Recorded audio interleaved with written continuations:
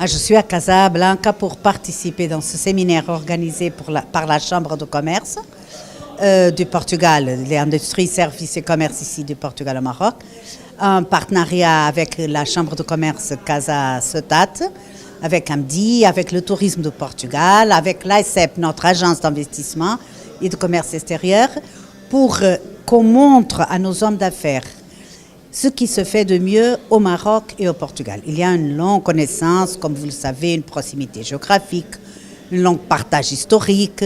Il y a beaucoup de tourisme portugais ici et il commence à y avoir beaucoup de tourisme marocain au Portugal, mais c'est vrai qu'au niveau des entreprises, de l'industrie, de la recherche, du développement, il n'y a pas une connaissance assez approfondie des capacités de l'un et de l'autre.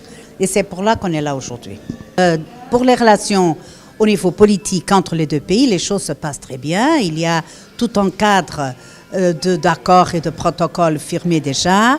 Il y a un bon cadre, il y a des visites permanentes, régulières. Il y a une réunion au niveau tous les 2 ans. On aura la prochaine cette année, tous les ans. Il y a la prochaine maintenant, peut-être dans le 2e semestre. Au niveau économique, c'est vrai que nous sommes des partenaires au niveau de 10e. Le Maroc est le 10e client du Portugal, ce qui est très bien. Comme vous le voyez, imaginez, c'est déjà...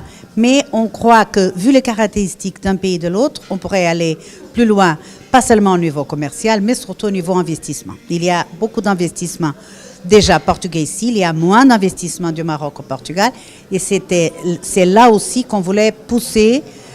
Et on voulait pousser encore un autre volet qui nous paraît très important au niveau de l'enseignement supérieur et de la recherche scientifique.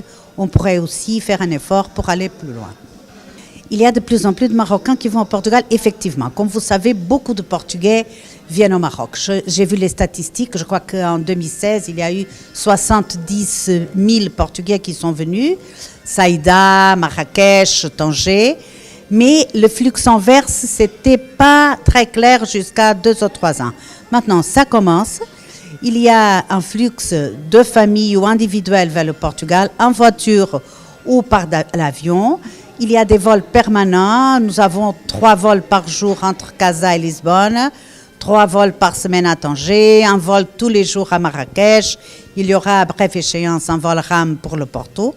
Et alors, vous verrez, les gens qui sont déjà allés à Lisbonne, les familles qui sont déjà été, ont beaucoup aimé. Et l'Algarve, toute la zone d'Alentejo, c'est une expérience que j'inviterai les Marocains à faire pour équilibrer notre marché respectif touristique, mais aussi parce qu'ils trouveront peut-être un pays qu'ils croient connaître, mais qui vraiment, ils ne connaissent pas.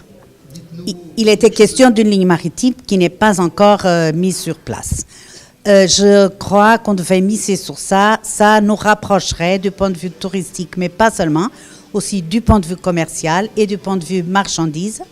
Mais c'est une question qu'on est en train d'analyser depuis au moins 1 année, qui ne s'est pas encore faite, mais dans laquelle nous aimerions bien que de faire plus d'efforts pour que quelqu'un se présente, un opérateur se présente pour l'amener à bien. Il y a des gros investissements.